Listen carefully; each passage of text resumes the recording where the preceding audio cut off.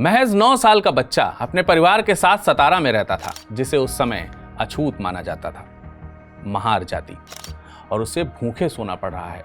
पानी इसलिए नहीं मिल रहा है क्योंकि हम अछूत हैं।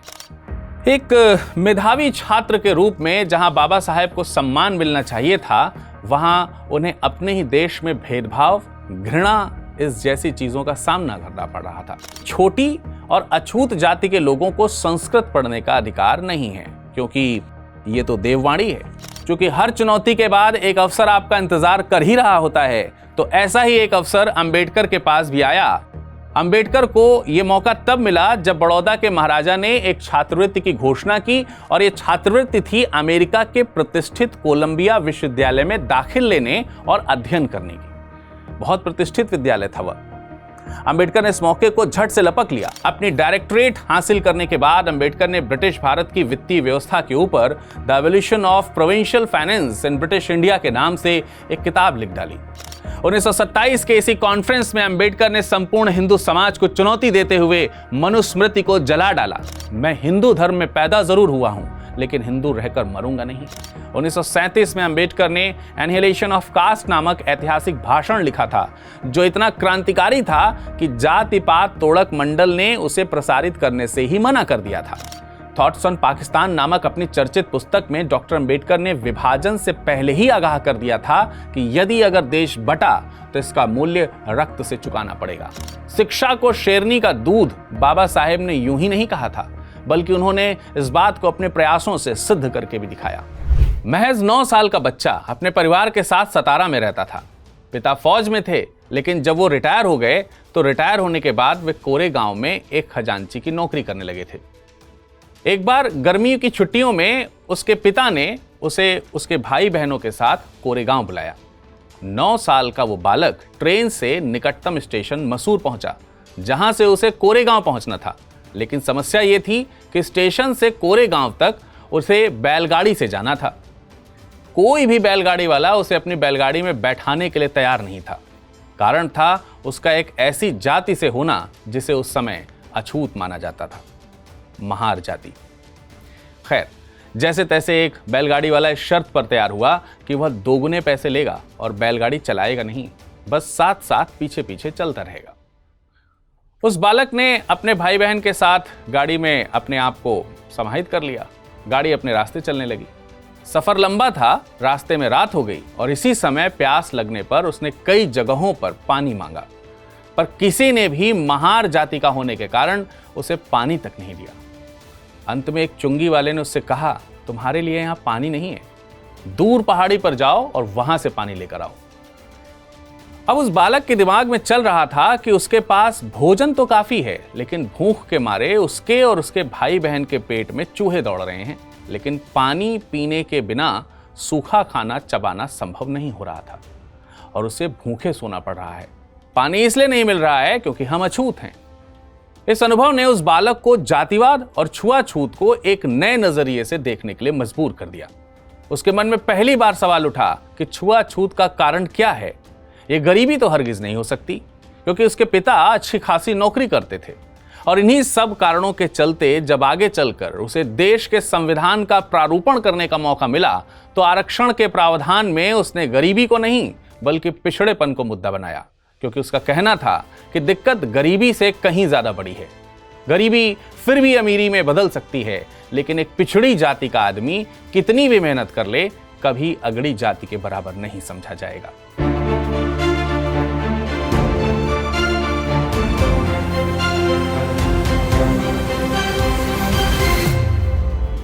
नमस्कार, मेरा नाम है विरत दुबे और आप देख रहे हैं कार्यक्रम शख्सियत। दोस्तों, अभी आपने जिस बालक के जीवन की आप बीती सुनी, उस बालक ने बड़े होकर देश के संविधान के प्रारूप में न सिर्फ बढ़ चढ़कर हिस्सा लिया, बल्कि उसने देश में हर उस वर्ग को देश और समाज में आगे बढ़ने का मौका दिया जो उस समय तक एक हाशिए पर अपना जीवन जीने के लिए मजबूर थे। उसके जन्मदिन को 1990 में जब राष्ट्रीय अवकाश घोषित किया गया, तो आजादी प्राप्त हुए तकरीबन 4 दशक बीत चुके थे और उन्हें इसी वर्ष भारत सरकार ने भारत रत्न से सम्मानित किया था।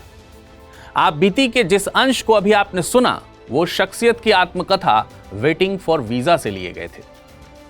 अब शख्सियत को तो आप शायद पहचान ही गए होंगे। नाम था बाबा साहेब भीमराव अंबेडकर और उनका जन्म आज के दिन यानी 14 अप्रैल को 1891 में वर्तमान मध्य प्रदेश के इंदौर जिले में महू नामक गांव में एक महार जाति के परिवार में हुआ था। ये अपने माता पिता की 14वीं संतान थे। इनके दादा मालोजी सकपाल थे और इनके पिता रामजी सकपाल और माता का नाम था भीमाबाई। महार जाति को अब तक अछूत जाति माना जाता था, लेकिन यह जाति एक निडर और बहादुर लोगों का एक समूह था जो कि अंग्रेजों से भी लोहा लेने के मामले में सबसे आगे रहते थे। इसी कारण ब्रिटिशर्स ने 1892 में महारों की सेना में भर्ती होने से प्रतिबंधित कर दिया गया। ब्रिटिश सरकार के इस निर्णय का इस पूरे समूह ने व रामजी सकपाल ने भी जम करके विरोध किया। भेदभाव सैनी की फेरिस्त में यूं तो कई सारे नए पुराने महान नेताओं के नाम शामिल हैं और तो और कई ऐसे करोड़ों नाम हैं जिन्हें ना तो हम जानते हैं और ना ही हम जानना चाहते हैं। डॉक्टर अंबेडकर भी भेदभाव, घृणा और अछूत होने के दंश से अछूते नहीं रहे। उनकी जाति पहचान और उनसे जुड़ी समस्याओं का मानो चोली दामन का साथ था। विद्यालय में भी कमोबेश यही आलम था। एक मेधावी छात्र के रूप में जहां बाबा साहेब को सम्मान मिलना चाहिए था, वहां उन्हें अपने ही देश में भेदभाव, घृणा इस जैसी चीजों का सामना करना पड़ रहा था। विद्यालय में उनके साथ कोई अन्य बालक बैठना तक नहीं चाहता था। यहां तक कि उन्हें विद्यालय परिसर के कुएं से पानी तक नहीं पीने दिया जाता था। और एक ही बात जो बाबा साहेब के विद्यालय में थोड़ी बहुत अच्छी थी, वो ये थी कि विद्यालय में उनकी एक अच्छे शिक्षक से मुलाकात हुई। कहते हैं उन शिक्षक महोदय ने न केवल बाबा साहेब पर विशेष नजर रखी, बल्कि उन्हें अपना नाम अंबेडकर प्रयोग करने का अधिकार भी दिया था। उनका नाम था महादेव अंबेडकर। अब इस बात में कितनी सच्चाई है इसका तो दावा मैं नहीं कर सकता हूं, लेकिन महादेव ब्राह्मण जाति के तथा रूढ़िवादी समाज और परंपराओं के मुखर विरोधी हुआ करते थे। वे अंबेडकर की प्रतिभा से बहुत प्रभावित थे और साथ ही उन्हें यह विश्वास था कि बालक अंबेडकर निश्चित रूप से बड़ा होकर कुछ करने की क्षमता जरूर रखेगा। वे आगे तक बाबा साहेब से जुड़े भी रहे। खैर, आगे चलते हैं। अब देखिए, समाज शास्त्रियों से मनुष्य के प्रारंभिक जीवन का उसके भविष्य पर पड़ने वाला प्रभाव के बारे में यदि अगर आप पूछेंगे तो आपको बताएंगे कि मनुष्य के बचपन में घटी घटनाएं ही उसका भविष्य तय करती हैं। और इसी प्रकार की एक घटना ने अंबेडकर को अंबेडकर बनने के लिए बाध्य कर दिया था। एक बार उन्हें कुछ अतिरिक्त पैसों की आवश्यकता पड़ी, इसलिए उन्होंने अपनी बुआ के पर्स से कुछ पैसे निकालने का प्लान बनाया, या यूं कहें कि वो इसे चुराने की कोशिश करना चाहते थे। एक रात जब उन्होंने ये मौका देखा तो मौका पाकर चोरी को अंजाम देने का उन्होंने प्रयास किया। बुआ की पर्स में महज आधा आना पैसा था। आना उस समय पैसे की छोटी इकाई हुआ करती थी। अब उस आधे आने को देखकर अंबेडकर को अपराध बोध हुआ।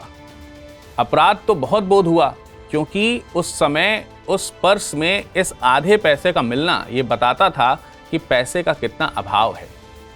आत्मग्लानि से भरे बाबा ने उसी क्षण निश्चय कर लिया कि वे सही मार्ग पर चलकर शिक्षा के माध्यम से ही धन कमाएंगे और जीवन में दोबारा कभी भी चोरी जैसा दुष्कृत्य नहीं करेंगे। उनके पिता रामजी सकपाल बाबा साहेब व उनके परिवार को लेकर बंबई के लोअर पैरोल की एक चौल में रहा करते थे। वहीं से उनकी आगे की पढ़ाई शुरू हुई, लेकिन वहां भी जाति भेद और ऊंच नीच के भूत ने उनका पीछा नहीं छोड़ा। इस बार हुआ यह कि उनके संस्कृत के शिक्षक ने उन्हें संस्कृत की कक्षा में बैठने तक से रोक दिया। उनका मानना था कि छोटी और अछूत जाति के लोगों को संस्कृत पढ़ने का अधिकार नहीं है, क्योंकि ये तो देववाणी है। इसका परिणाम यह हुआ कि अंबेडकर जी ने अपने स्वाध्याय के दम पर सभी उपलब्ध संस्कृत ग्रंथों को न केवल पढ़ा, बल्कि उनकी त्रुटियों को उजागर करने के लिए साथ साथ उन पर आलोचनात्मक टिप्पणी भी की। उनके द्वारा किए गए अध्ययन, आलोचना व व्याख्या, उनका स्तर यह था कि उस समय के गिने चुने शिक्षित लोग ही इस प्रकार की व्याख्या को समझ सकते थे। खैर, इन सभी चुनौतियों का सामना करते हुए बाबा साहेब ने किसी तरह वर्ष 1907 में अपनी मैट्रिक तक की पढ़ाई पूरी कर ली थी। ऐसा करने वाले शायद वे अपने समाज के पहले व्यक्ति थे। आगे बाबा साहेब के जीवन में एक और व्यक्ति का प्रवेश हुआ जब वर्ष 1908 में इनकी मुलाकात मराठी लेखक, समाज सुधारक व शिक्षक कृष्णराव केलुस्कर से हुई। केलुस्कर ने ही सबसे पहले बाबा साहेब का परिचय बौद्ध धर्म से करवाया था और बाबा साहेब को भगवान बुद्ध की जीवनी की पुस्तक बुद्ध चरित्र भेंट की थी।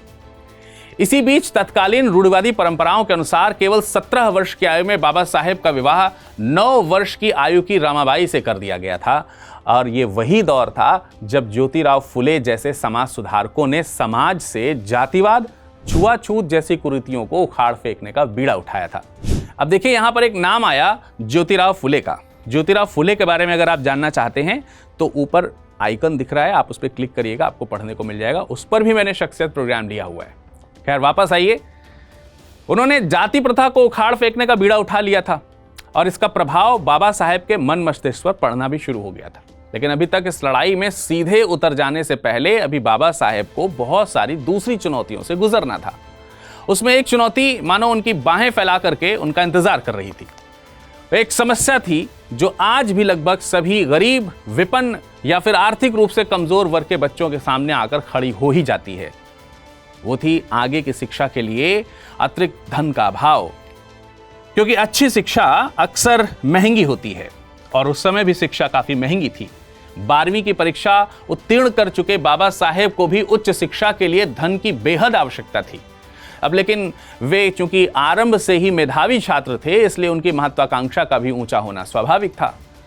इस बार भाग्य ने केलुस्कर को बाबा साहेब की समस्या का समाधान करने के लिए चुना था। उन्होंने अपनी पहुंच का इस्तेमाल करते हुए बड़ौदा रियासत के महाराजा सायाजी राव से अंबेडकर की शिक्षा के लिए अच्छी खासी छात्रवृत्ति का प्रबंध करवा दिया और इस तरह उनकी आगे की शिक्षा शुरू हो पाई। जहां एक और देश में राजनीतिक विद्रोह, आंदोलन और रोज नई ब्रिटिश नीतियां देश का माहौल बदल रही थीं, ऐसे समय में भीमराव अंबेडकर अपनी बाकी की पढ़ाई पूरी कर भारत लौट आए। यहां उन्होंने बड़ौदा रियासत के अंतर्गत स्टेट फोर्सेज में लेफ्टिनेंट का पदभार संभाल लिया। लेकिन महान पुरुषों का जीवन इतना आसान कैसे हो सकता है? हो सकता है क्या? स्वाभाविक सी बात है, नहीं। आगे अंबेडकर के साथ भी वही हुआ। नौकरी मिल जाने के कुछ ही समय पश्चात उनके पिता रामजी सकपाल का देहांत हो गया। क्योंकि हर चुनौती के बाद एक अवसर आपका इंतजार कर ही रहा होता है, तो ऐसा ही एक अवसर अंबेडकर के पास भी आया। अंबेडकर को यह मौका तब मिला जब बड़ौदा के महाराजा ने एक छात्रवृत्ति की घोषणा की और यह छात्रवृत्ति थी अमेरिका के प्रतिष्ठित कोलंबिया विश्वविद्यालय में दाखिल लेने और अध्ययन करने की। बहुत प्रतिष्ठित विद्यालय था वह। अंबेडकर ने इस मौके को झट से लपक लिया और अपनी ज्ञान पिपासा को शांत करने के लिए अमेरिका की ओर चल पड़े। परिवर्तन और अधिकता के इस दौर से गुजर रहे कोलंबिया विश्वविद्यालय में अंबेडकर को एक अच्छी चीज मिली और वो ये थी समानता, जिसकी तलाश पूरे भारत में उन्होंने अपने जन्म के बाद से लगातार की थी। भारत में अंग्रेजी भाषा की शिक्षा ग्रहण कर लेने के बाद अंबेडकर ने यहाँ अर्थशास्त्र, राजनीति विज्ञान, दर्शन शास्त्र, समाज शास्त्र, एंथ्रोपोलॉजी, इन सब विषयों का गहन ज्ञानार्जन किया और अपनी परास्नातक यानी कि MA की डिग्री भी प्राप्त की। अब देखिए, यहां पर ध्यान देने लायक जो बात है वो ये है कि इस दौरान उनकी एक थीसिस थी जिसका विषय था एंशिएंट इंडियन कॉमर्स। इसके आगे उन्होंने कोलंबिया विश्वविद्यालय में ही अपनी PhD की डिग्री हासिल की, जिसमें उनकी विशेषज्ञता का विषय था नेशनल डिविडेंड ऑफ इंडिया। उन्होंने कोलंबिया विश्वविद्यालय में जाति व्यवस्था पर भी खासा अध्ययन किया था। इसके तहत उन्होंने castes in India, there mechanism, Genesis and development शीर्षक के एक लेख भी जारी किया। अपनी डायरेक्टरेट हासिल करने के बाद अंबेडकर ने ब्रिटिश भारत की वित्तीय व्यवस्था के ऊपर the evolution of provincial finance in British India के नाम से एक किताब लिख डाली।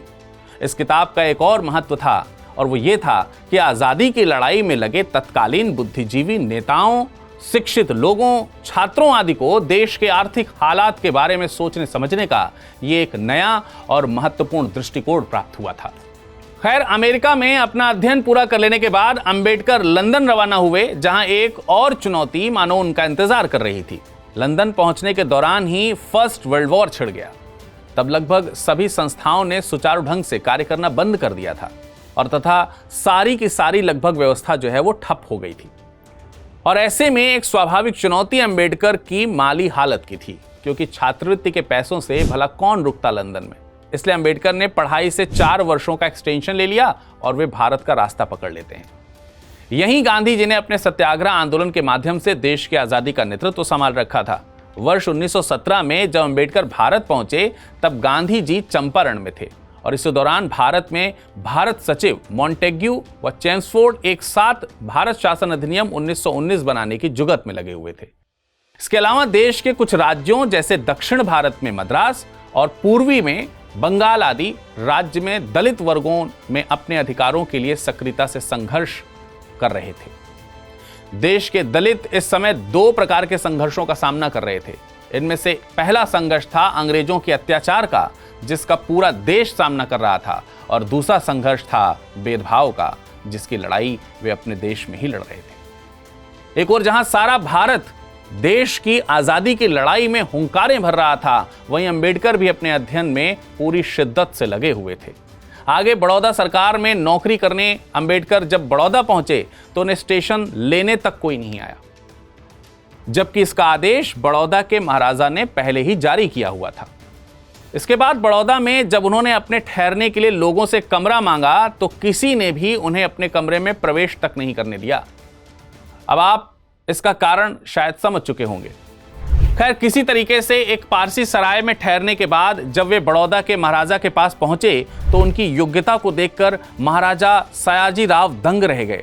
उन्होंने अंबेडकर को सीधे वित्त मंत्री का पद का कार्य सौंपने का प्रस्ताव रखा, लेकिन किसी कारण उन्हें मिलिट्री सचिव बनाया गया। उच्च शिक्षा की बड़ी उपलब्धि, ऊंचा पद और सुदृढ़ आर्थिक परिस्थिति के बावजूद उनकी जातीय पहचान उनका पीछा नहीं छोड़ रही थी। कार्यालय में भी सभी उनके साथ अछूत जैसा व्यवहार करते थे। खैर, यहां सब तो फिर भी ठीक था। पानी सर से ऊपर तब और चढ़ गया जब उनके पारसी मकान मालिक ने उन्हें पीटने तक की धमकी दे डाली और उन्हें सराय से बाहर निकाल फेंका। अब आपको समझ में आ रहा होगा कि क्यों अंबेडकर का अपना अपमान गांधी जी के अफ्रीका में हुए अपमान से भी ज्यादा बड़ा और पीड़ादायक था, क्योंकि उनका अपमान कहीं और नहीं, अपने खुद के देश भारत में हुआ था।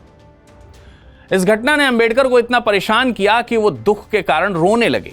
अंत में बड़ौदा छोड़कर वे मुंबई चले गए और वहां प्रोफेसर की नौकरी कर ली। इसी दौरान वर्ष 1918 में ऑल इंडिया डिप्रेस्ड क्लास ने भी अपनी सक्रियता बढ़ा दी और इसी वर्ष आयोजित एक कॉन्फ्रेंस में सयाजी राव ने भी अपनी शिरकत की। वर्ष 1918-19 के बीच सामाजिक राजनीतिक सुधारों की जांच के लिए तत्कालीन ब्रिटिश सरकार ने साउथ बोरो कमेटी या फ्रेंचाइजी कमेटी का गठन किया था। इसमें सामाजिक विभाजन, लोकतांत्रिक सरकार व मताधिकारों पर समाज के विभिन्न वर्गों के विचारों का विश्लेषण करके एक रिपोर्ट बनाई गई थी। दलित समाज की ओर से इस समिति में करमवीर सिंह देव और अंबेडकर शामिल हुए। मुखर व्यक्तित्व के धनी अंबेडकर ने समिति के समक्ष दलितों के लिए पृथक निर्वाचक मंडल क्षेत्र की मांग की और इसकी सिफारिश इस समिति ने सांप्रदायिक प्रतिनिधित्व की घोषणा के साथ की। अंबेडकर ने भी टाइम्स ऑफ इंडिया के एक लेख में लिखा कि होम रूल की अवधारणा तब तक संभव नहीं होगी जब तक कि जातीय समानता स्थापित न हो जाए। अपने विचारों को विस्तार देने और लोगों तक पहुंचाने के उद्देश्य से वर्ष 1920 में अंबेडकर ने मूक नायक नाम की एक पत्रिका का प्रकाशन किया, जिसमें उन्होंने एक बार लिखा कि हमारा उद्देश्य सिर्फ आजाद भारत नहीं है, बल्कि सभी को सामाजिक, राजनीतिक, आर्थिक और धार्मिक बराबरी भी होनी चाहिए। जब तक बराबरी नहीं मिलेगी तब तक आजादी भी गुलामी के समान ही होगी। 1920 के दौरान कोल्हापुर के साहू जी महाराज भी दलित कल्याण के पैरोकार के रूप में सामने आने लगे थे और इसी वर्ष उनकी मुलाकात अंबेडकर से भी हुई थी।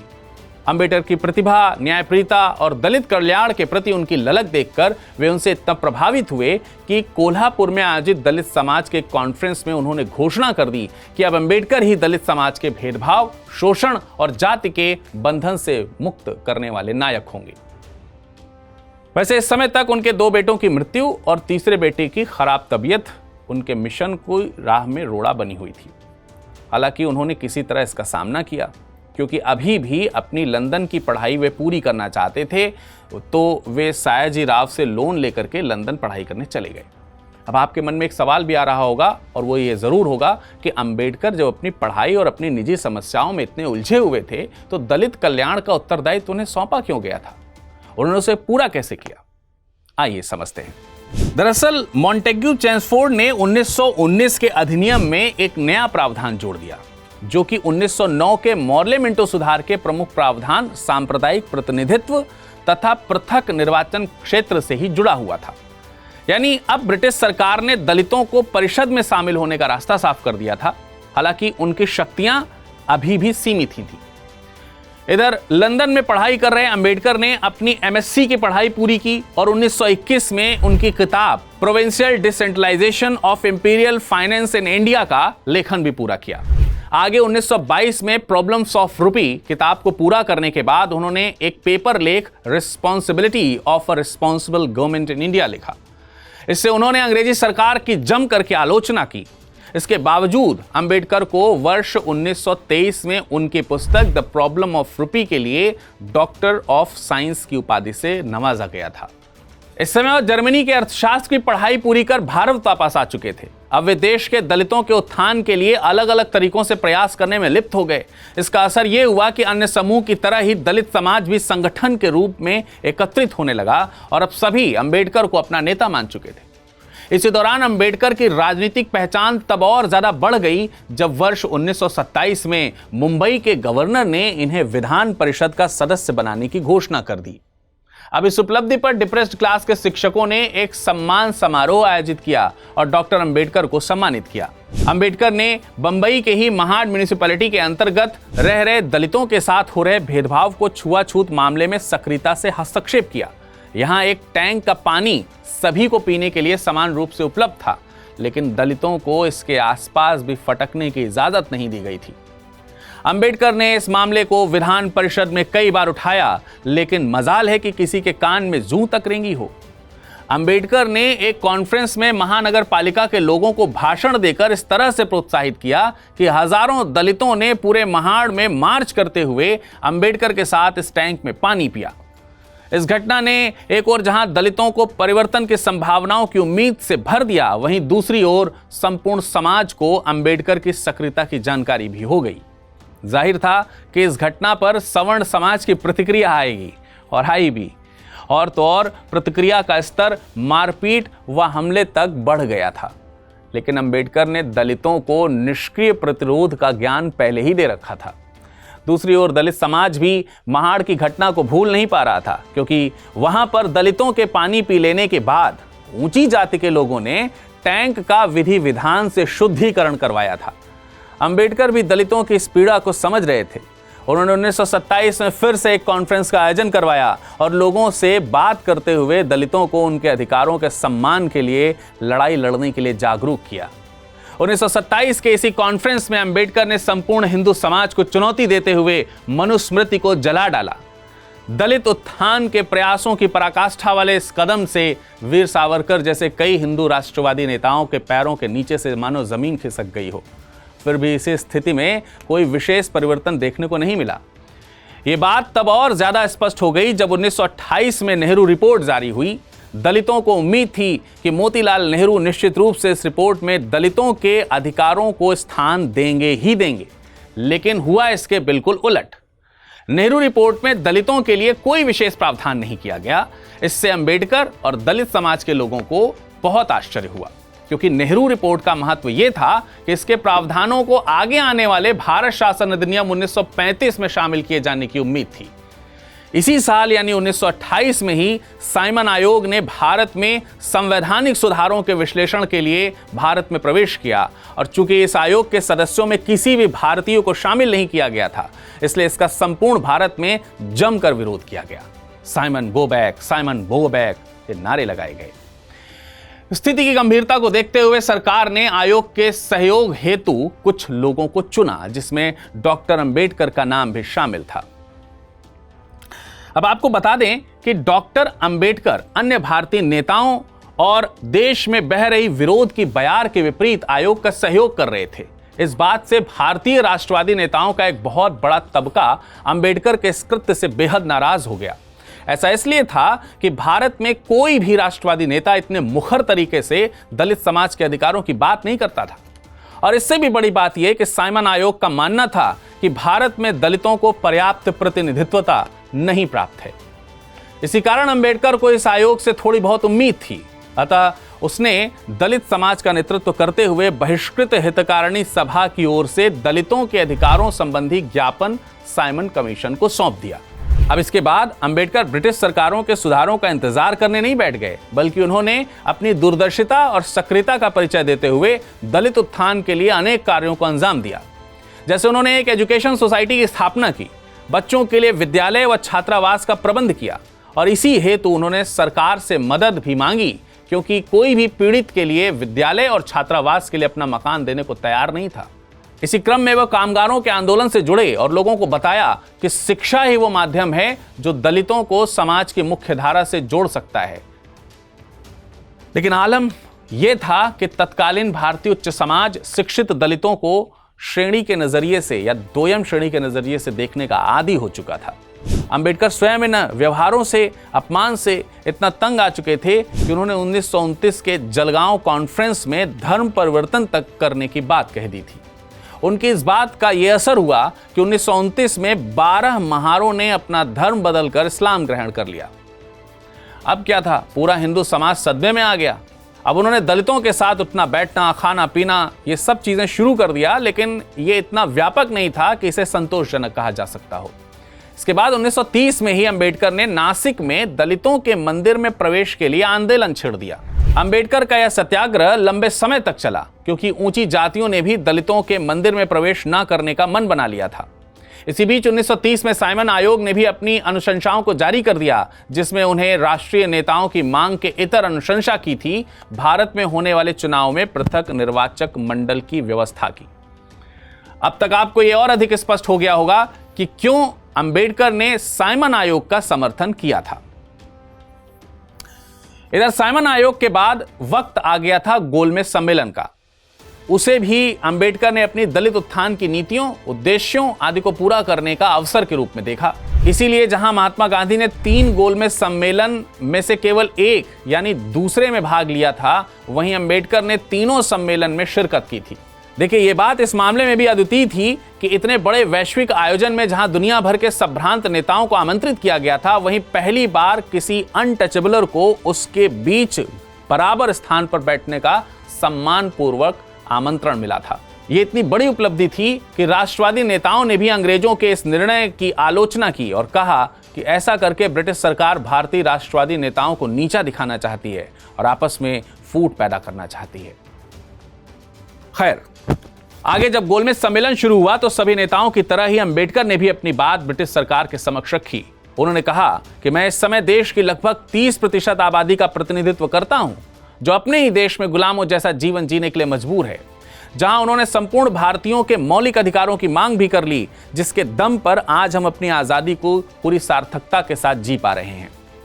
आगे हुआ भी यही कि सम्मेलन से जुड़ी माइनॉरिटी समिति ने यह माना कि दलितों और अल्पसंख्यकों को अपने अपने अधिकारों की मांगें सर्वथा उचित हैं और इसी के रूप में इसे टाला नहीं जा सकता। अब आइए भारत वापस चलते हैं। यहां महात्मा गांधी ने अपनी गतिविधियों से अंग्रेजों की चूलें हिला रखी थीं और वे किसी भी हाल में इंग्लैंड जाने को तैयार नहीं थे। इसका परिणाम यह था कि तत्कालीन वायसराय इरविन इंग्लैंड में आयोजित होने वाले गोलमेज सम्मेलन के अगले चरण में गांधी की उपस्थिति सुनिश्चित करने के लिए महात्मा गांधी के साथ एक समझौता करते। गौरतलब है कि इस समझौते को दुनिया भर में गांधी इरविन पैक्ट 1931 के नाम से जाना गया। इस समझौते के तहत ब्रिटिश सरकार ने सभी राजनीतिक कैदियों को रिहा कर दिया और महात्मा गांधी ने अपने नमक सत्याग्रह को रोक दिया। दूसरे गोलमेज सम्मेलन में वे भाग लेने के लिए वे हामी भर देते हैं।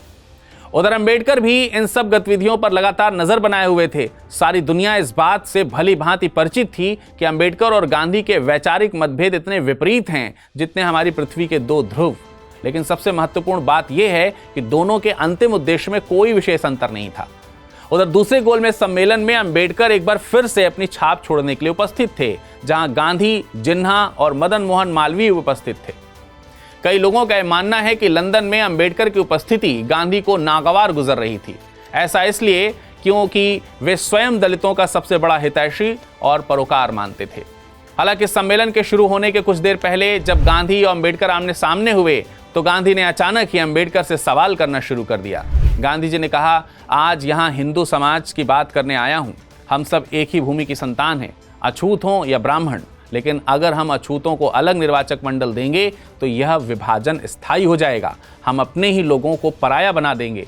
मैं इस निर्णय को कभी स्वीकार नहीं कर सकता।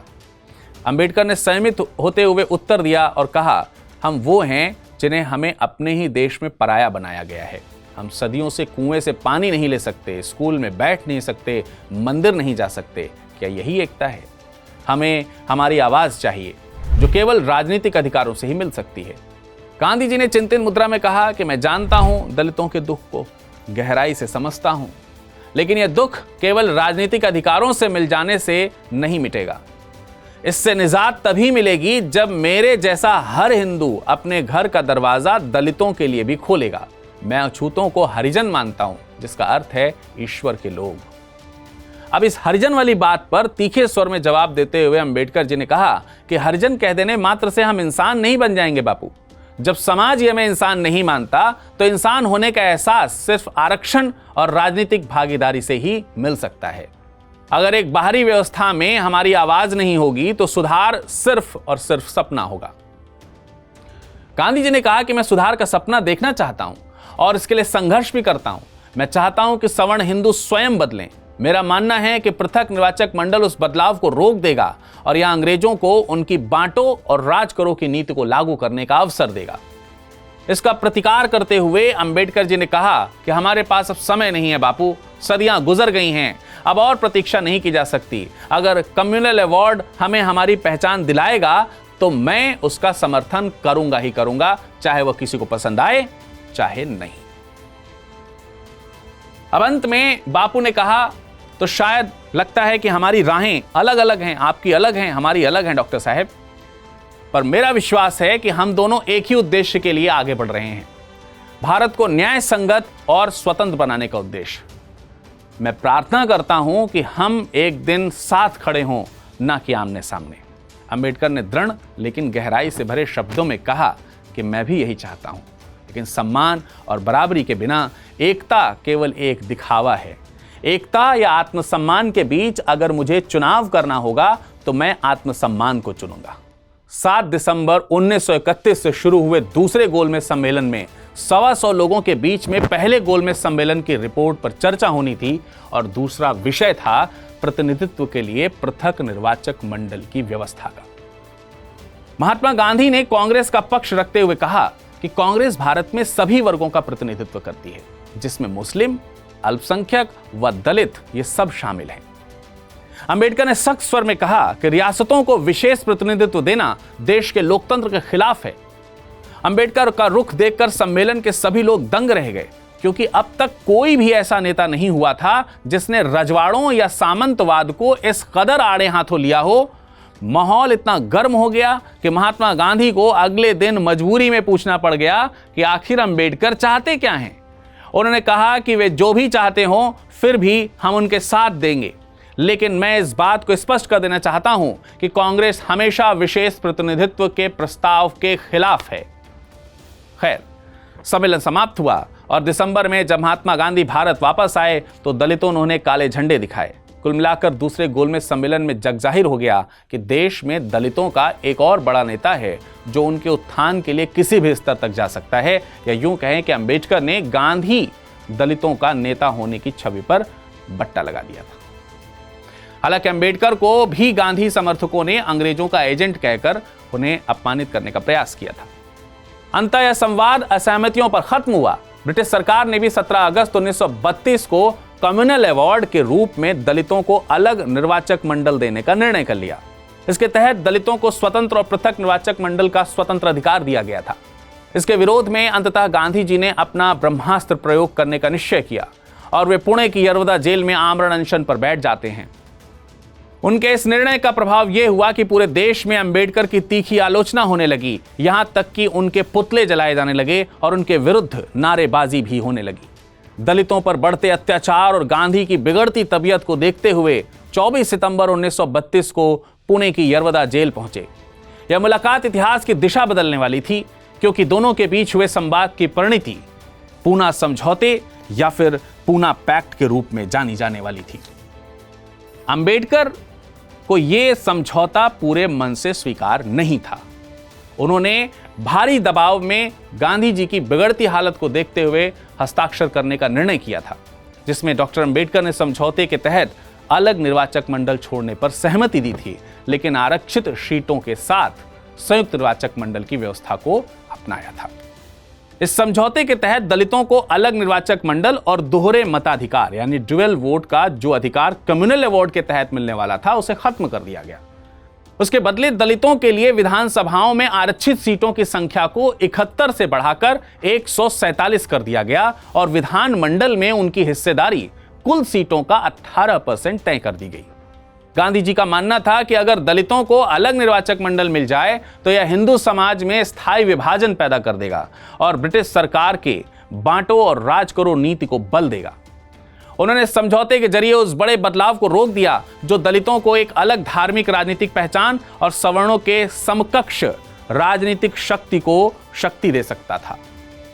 यह वही वजह थी कि अछूत समाज के कई नेताओं ने पूना समझौते का विरोध किया और अंबेडकर को दोनों ओर से आलोचनाओं का सामना करना पड़ा, एक ओर दलितों के आक्रोश से और दूसरी ओर सवर्ण नेताओं के दबाव से।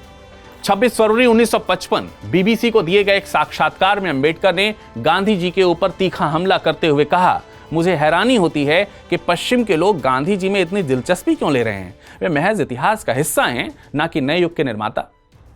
इसके बाद भी अंबेडकर ने दलित उत्थान के लिए अपना संघर्ष जारी रखा। 13 अक्टूबर 1935 को महाराष्ट्र के नासिक के येवला नामक स्थान पर एक बड़ा सम्मेलन आयोजित किया गया था। इस सम्मेलन में डॉक्टर अंबेडकर ने एक ऐसा ऐलान किया जिसने भारतीय समाज और दलित आंदोलन की दिशा ही बदल दी। उन्होंने मंच से स्पष्ट शब्दों में कहा, मैं हिंदू धर्म में पैदा जरूर हुआ हूं, लेकिन हिंदू रहकर मरूंगा नहीं। उनके इस निर्णय ने मानो संपूर्ण हिंदू समाज को एक बार फिर से हिला दिया। ऐसा इसलिए क्योंकि हिंदू धर्म के विभाजन के जिस डर से यरवदा में आमरण अनशन किया गया था वो सब व्यर्थ होता नजर आ रहा था। डॉक्टर अंबेडकर ने फैसला कर लिया क्योंकि उन्होंने देखा कि हिंदू धर्म में व्यवस्था में दलितों के लिए कोई सम्मानजनक स्थान नहीं है। बार बार सुधार की कोशिशों के बावजूद छुआछूत, भेदभाव और अपमान की दीवारें जस की तस बनी रहीं। मंदिरों में प्रवेश रोक पाना, पानी के लिए अलग घड़े, स्कूलों में भेदभाव, ये सब अंबेडकर के जीवन में रोजमर्रा की हकीकत थे। उन्होंने महसूस किया कि जब तक अपना धर्म नहीं बदल जाएगा तब तक आत्मसम्मान और बराबरी की बात शायद अधूरी रहेगी। इस घोषणा के बाद दलित समाज में एक नई चेतना जागी। आज भी येवला सम्मेलन को धर्म परिवर्तन आंदोलन की नींव माना जाता है। इन सब के अलावा दलितों की आवाज को दुनिया तक पहुंचाने व एक नया मंच देने के लिए अंबेडकर ने मूक नायक, बहिष्कृत भारत, जनता, समता और प्रबुद्ध भारत जैसे प्रकाशनों का संपादन किया। साथ ही उन्होंने श्रमिकों के हक के लिए कई श्रम कानूनों, बीमा, न्यूनतम वेतन और मजदूर संघों से जुड़े कई विधेयक पारित कराए। उन्होंने दलितों के लिए राजनीतिक और आर्थिक मंच की व्यवस्था की जिससे दलितों को सांगठनिक रूप से एकत्रित किया जा सके। इसी का परिणाम था कि 1936 में जब उन्होंने डिपेंडेंट लेबर पार्टी बनाई और 1937 में मुंबई के प्रेसिडेंसी चुनावों में भारी जीत दर्ज की। बहुत कम लोग जानते हैं कि रिजर्व बैंक ऑफ इंडिया की स्थापना में भी अंबेडकर की किताब द प्रॉब्लम ऑफ रूपी और उनके आर्थिक विचारों की भूमिका थी। 1937 में अंबेडकर ने एनहिलेशन ऑफ कास्ट नामक ऐतिहासिक भाषण लिखा था जो इतना क्रांतिकारी था कि जाति पात तोड़क मंडल ने उसे प्रसारित करने से ही मना कर दिया था। बाद में जब यह पुस्तक के रूप में छपा तो यह सामाजिक न्याय के आंदोलन का घोषणा पत्र बन गया।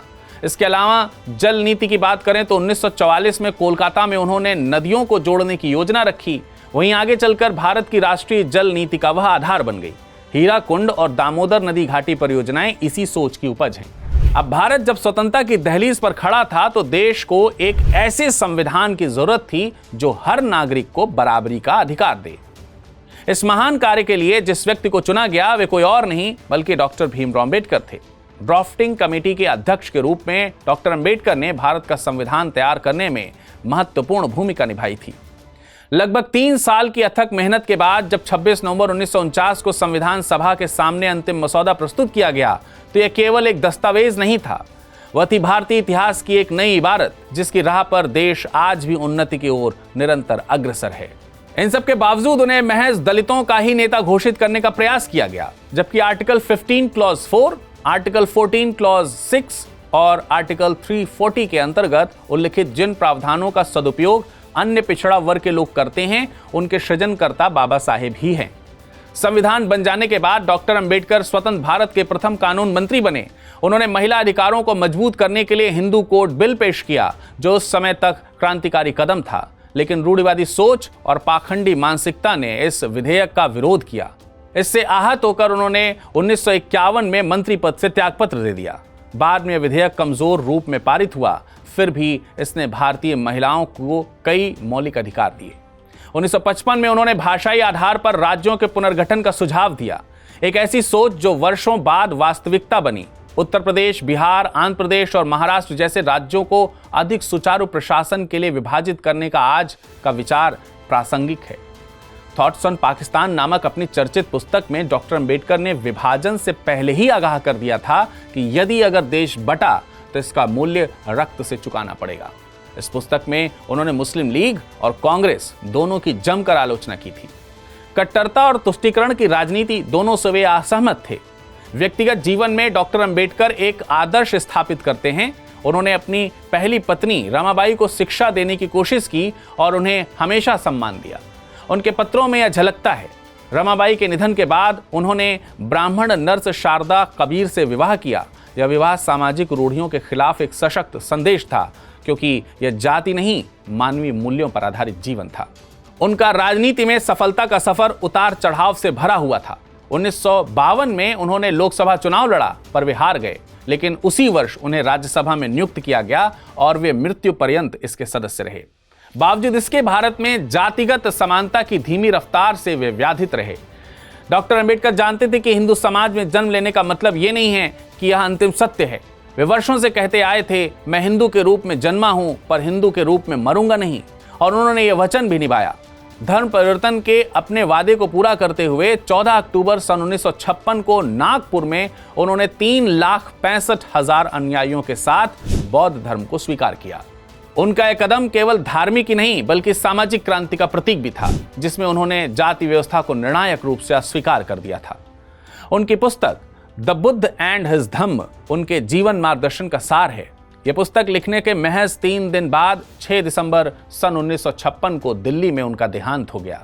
मुंबई में उनका अंतिम संस्कार बौद्ध विधि से हुआ। शिक्षा को शेरनी का दूध बाबा साहेब ने यूं ही नहीं कहा था, बल्कि उन्होंने इस बात को अपने प्रयासों से सिद्ध करके भी दिखाया। अब देखिए, यह तथ्य किसी से भी छिपा नहीं है कि संविधान की समीक्षा, मौलिक अधिकार, इस जैसे अधिकार अनेक संवैधानिक प्रावधान करने वाले बाबा साहेब अकेले 5-5 अखबारों को संपादन किया करते थे। उन्होंने जिस वर्ग से सर्वाधिक यातनाएं झेली, शक्ति व पद व अवसर पाने के बाद भी बाबा साहेब ने उनके विरुद्ध ना तो एक शब्द लिखा, ना ही गैर न्यायिक प्रावधान शामिल किया। संभवतः डिक्शनरी में इतने शब्द ही नहीं थे कि बाबा साहेब के संपूर्ण जीवन की वे व्याख्या कर पाते।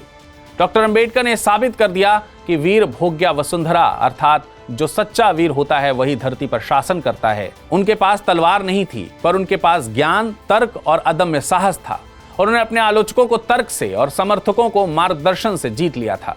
आज जब भी हम संविधान की प्रस्तावना में समता, स्वतंत्रता, बंधुता और न्याय जैसे मूल्यों को पढ़ते हैं, तो हर शब्द में डॉक्टर अंबेडकर की आत्मा, उनका सपना ही परिलक्षित होता है। पढ़ने वाला चाहे उनका समर्थक हो या फिर प्रबल विरोधी।